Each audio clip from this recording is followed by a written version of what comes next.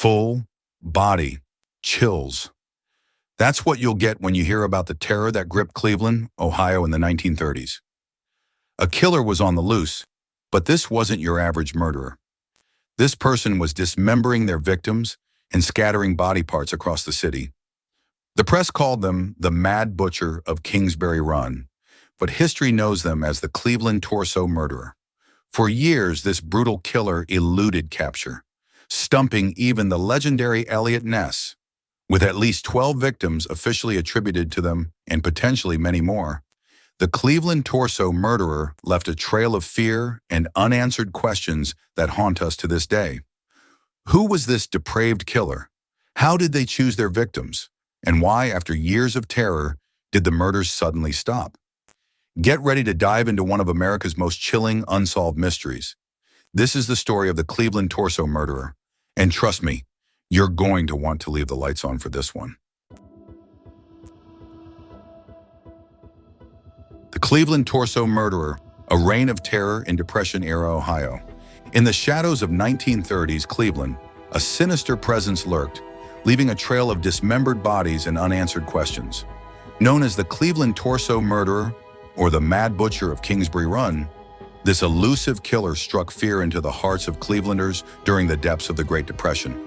The gruesome nature of the crimes, combined with the inability of law enforcement to apprehend the perpetrator, has cemented this case as one of America's most chilling unsolved mysteries. As we delve into the dark underbelly of Cleveland's past, we'll explore the victims, the investigation, and the lasting impact of these horrific crimes. Join us as we unravel the twisted tale of the Cleveland Torso Murderer. The setting, Depression-era Cleveland. To understand the full scope of the Cleveland Torso murders, we must first paint a picture of the city during this tumultuous time. Cleveland in the 1930s was a city struggling under the weight of the Great Depression. Once a booming industrial center, it now faced widespread unemployment, poverty, and social unrest. The Kingsbury Run area, where many of the victims' remains were discovered, was a bleak landscape of makeshift shanty towns and hobo camps. This desolate region, crisscrossed by railroad tracks and dotted with factories, became the hunting ground for a killer who preyed on the society's most vulnerable. The economic hardship of the era created a perfect storm for criminal activity. Many people, desperate for work or a warm meal, turned to transient lifestyles, making them easy targets for those with malicious intent.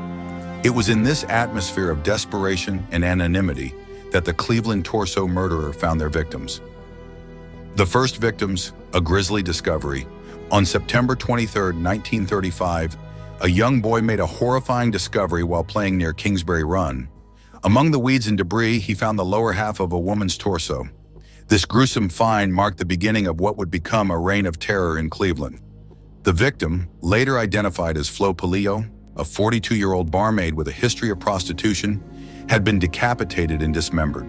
Her head and upper torso were never found. The precision of the cuts suggested that the killer had medical knowledge or experience in butchery. Just a few days later, on September 35th, another torso was discovered in the same area. This time, it was the body of a man, also decapitated and dismembered.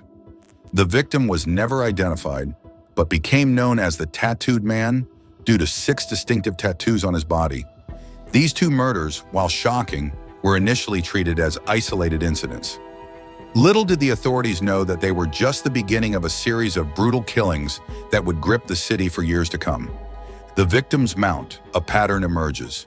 As 1936 dawned, it became clear that Cleveland was dealing with something far more sinister than isolated murders. On January 26th, the frozen body of Edward Andrassy was found near Kingsbury Run. Like the previous victims, Andrassy had been decapitated and emasculated. Just a few feet away from Andrassy's body, investigators made another grim discovery: the remains of an unidentified man who would later be dubbed the Mad Butcher's first victim. This body was estimated to have been there for 3 to 4 months, predating the discovery of Flo Polillo. The pattern was becoming clear. The killer targeted individuals on the fringes of society: prostitutes, drifters, and the homeless. The victims were usually found in the Kingsbury Run area, dismembered with surgical precision. The heads were often missing, making identification difficult. As 1936 progressed, more bodies were discovered. In June, the torso of an unidentified woman was found floating in Lake Erie. In July, the remains of yet another unidentified male were found in the Kingsbury Run area. The city was gripped by fear. The press dubbed the killer the Mad Butcher of Kingsbury Run, a name that would send shivers down the spines of Clevelanders for years to come. The investigation. Eliot Ness takes charge. As the body count rose and public panic intensified, city officials knew they needed to take drastic action. Enter Eliot Ness, the famed lawman who had brought down Al Capone in Chicago. Ness had been appointed as Cleveland's Director of Public Safety in 1935, and now found himself at the center of one of the most baffling and gruesome cases in American history. Ness assembled a task force of detectives and forensic experts to work exclusively on the torso murders. They combed through missing persons reports, interviewed potential witnesses, and meticulously examined each crime scene. One of the most significant challenges faced by investigators was the lack of intact bodies. The killer's method of dismemberment made it difficult to identify victims or determine exact causes of death. Furthermore, the transient nature of many of the victims meant that their disappearances often went unreported. Despite these obstacles, Ness and his team pursued every lead. They investigated local butcher shops and medical schools, theorizing that the killer might have a background in one of these fields. They also looked into the possibility that the murders were connected to organized crime or were the work of a sadistic cult. As the investigation progressed, a disturbing theory emerged. Could the killer be hiding in plain sight, possibly even working in law enforcement or the medical field? The suspects, a cast of shadowy characters. As the investigation deepened, several suspects emerged, each with their own unsettling backstory. Dr. Francis E. Sweeney. Perhaps the most infamous suspect in the case, Sweeney was a doctor who had served as a medical officer in World War I. He had experience with amputations and a history of alcoholism and mental instability. Sweeney voluntarily committed himself to a mental institution in 1938, effectively removing himself from suspicion. However, many, including Eliot Ness, believed Sweeney to be the killer. Frank Dolezal. A 52-year-old bricklayer, Dolezal was arrested in 1939 and confessed to killing Flo Polillo. However, his confession was riddled with inconsistencies, and many believed it was coerced. Dolezal died in custody under suspicious circumstances, leading some to speculate that he was silenced to protect the real killer. The Gaylord Sundheim theory. Some investigators believe that the killer might have been a man using the alias Gaylord Sundheim. This theory was based on a missing persons report filed for a man by that name who matched the description of one of the unidentified victims. Despite these leads, no concrete evidence ever emerged to conclusively identify the Cleveland torso murderer. The killer's ability to evade capture only added to the growing legend and fear surrounding the case. The later murders, a widening circle of terror. As the investigation struggled to make progress, the killings continued.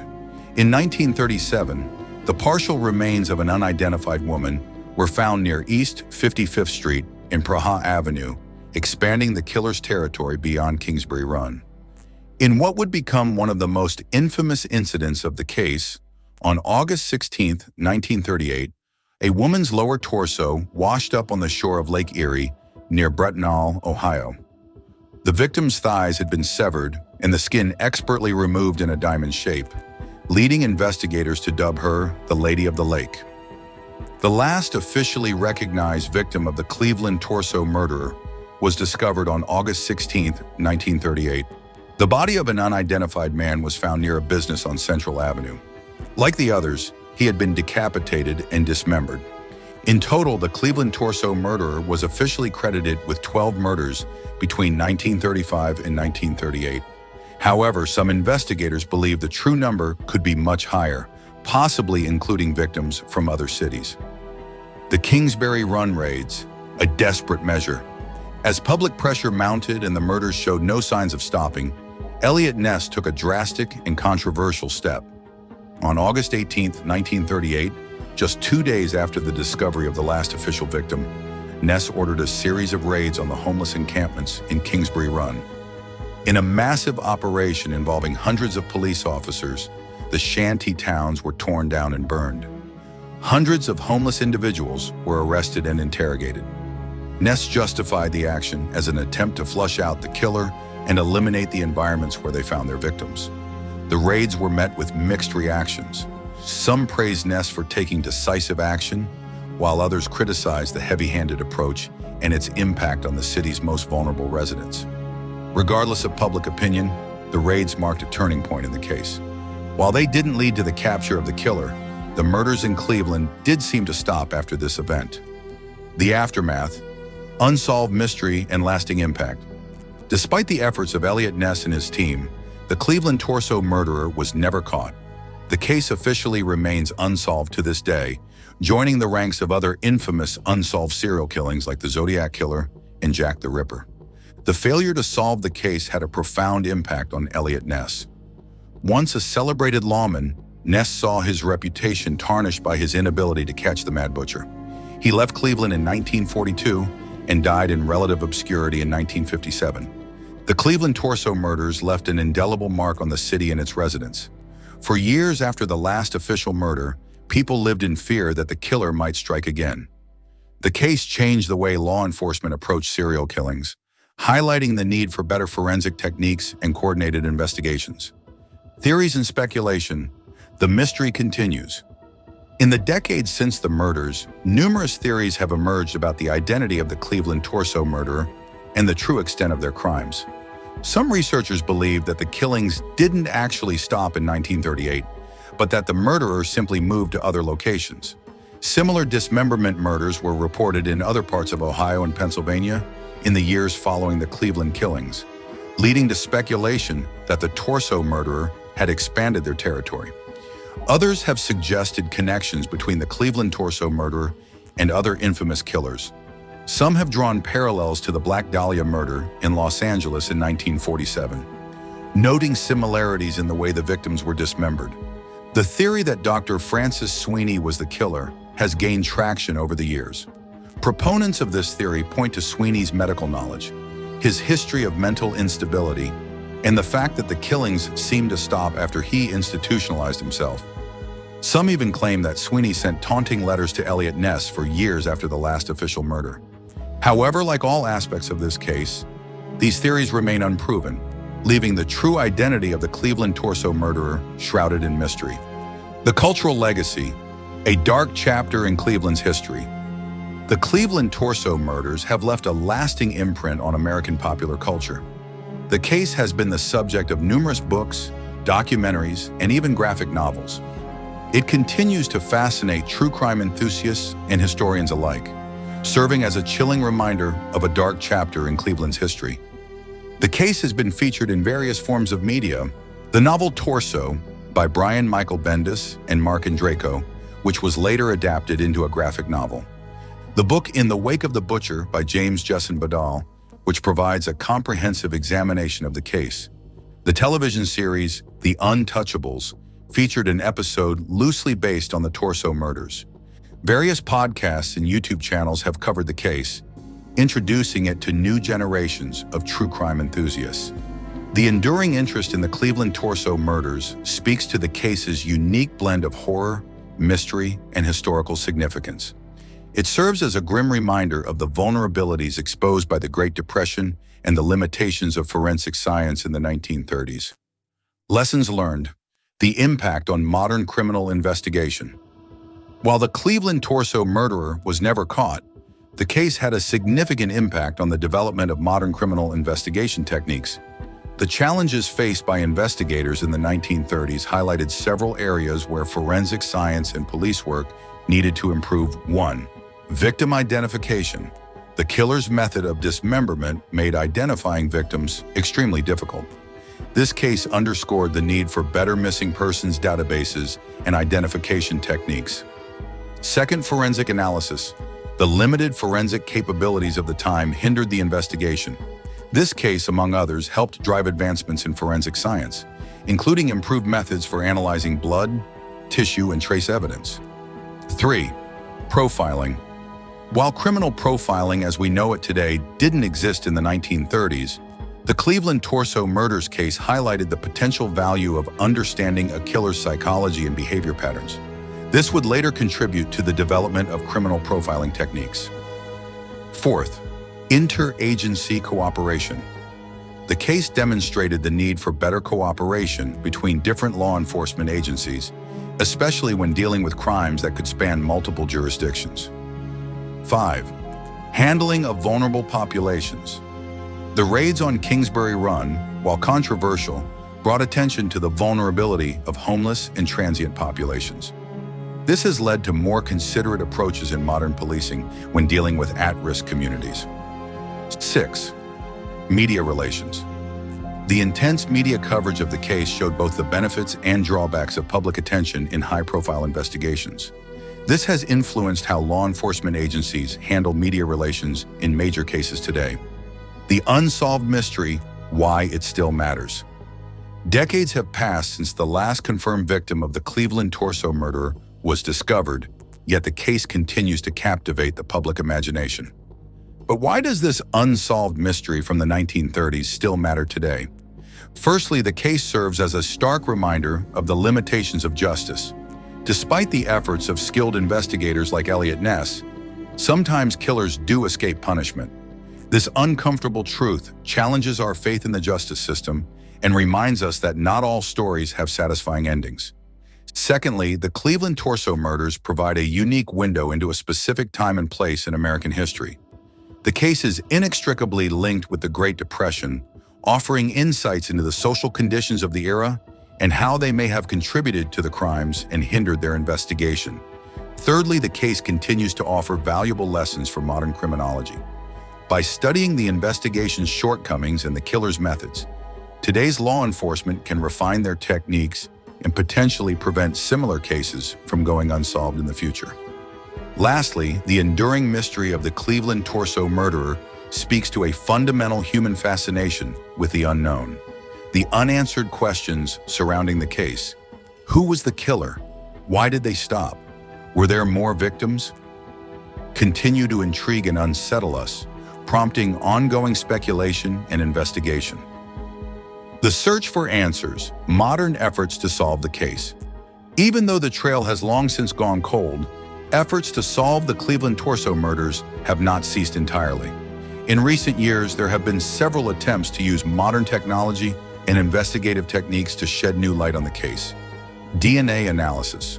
While most of the physical evidence from the original investigation has been lost or degraded, there have been discussions about the possibility of extracting DNA from any remaining samples. However, the age of the case and the handling of evidence in the 1930s make this a challenging prospect. Genealogical research. The advent of genealogical databases and DNA matching has revolutionized cold case investigations in recent years. While the lack of DNA evidence makes this difficult for the torso murders, some researchers have suggested using these techniques to potentially identify some of the unknown victims, which could provide new leads. Digital reconstruction. Advanced computer modeling has been used to create facial reconstructions of some of the unidentified victims. These reconstructions have been shared online in hopes that someone might recognize one of the victims, potentially providing new information about their final days. Historical analysis.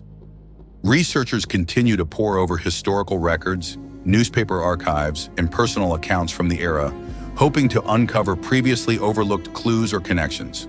While these modern efforts have yet to crack the case, they demonstrate the enduring interest in solving this decades-old mystery and the potential for new technologies to shed light on cold cases.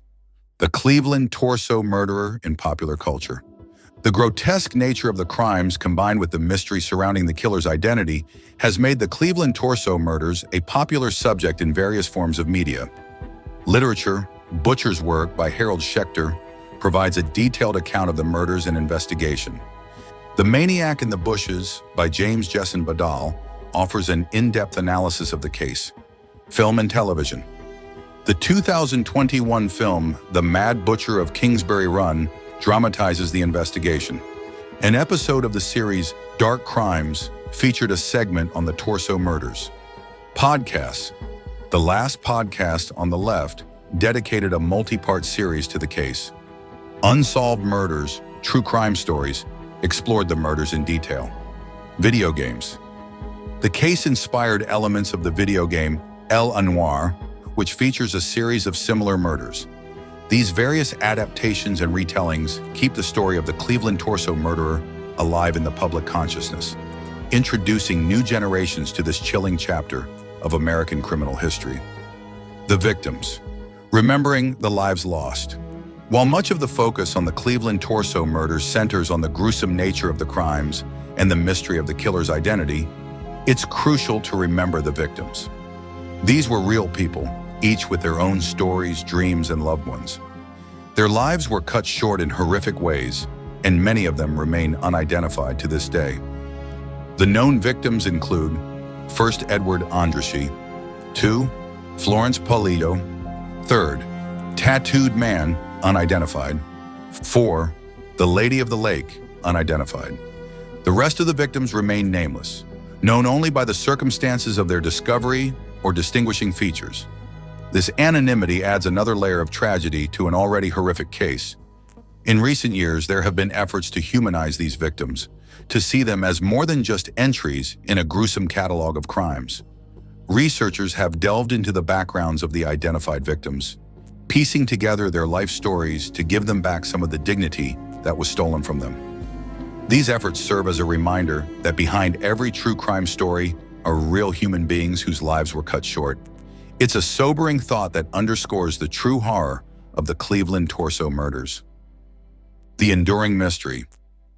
Why we can't look away. As we've explored the twisted tale of the Cleveland torso murderer, one question remains.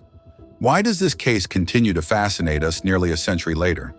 Perhaps it's the sheer brutality of the crimes which shock us even in an age accustomed to true crime stories. Or maybe it's the frustration of an unsolved mystery, the tantalizing feeling that the answer is out there somewhere, just beyond our reach. It could be the historical context, the way the case provides a dark mirror to the struggles of the Great Depression, or perhaps it's the human element, the tragic stories of the victims, the determined but ultimately futile efforts of the investigators, the shadowy figure of the killer always one step ahead. Whatever the reason, the Cleveland torso murders continue to captivate us, serving as a chilling reminder of the darkness that can lurk in the human heart and the mysteries that sometimes remain forever unsolved. As we close this exploration of one of America's most notorious, unsolved serial killer cases, we're left with more questions than answers. But perhaps that's why we keep coming back to stories like these. Not for the resolution, but for the journey into the depths of human nature and the mysteries that define our world. If you found this deep dive into the Cleveland torso murders as fascinating as we have, please like this video and subscribe to our channel for more explorations of true crime cases. Leave a comment below with your thoughts on the case. Do you have a theory about the killer's identity? Which aspect of the case intrigues you the most?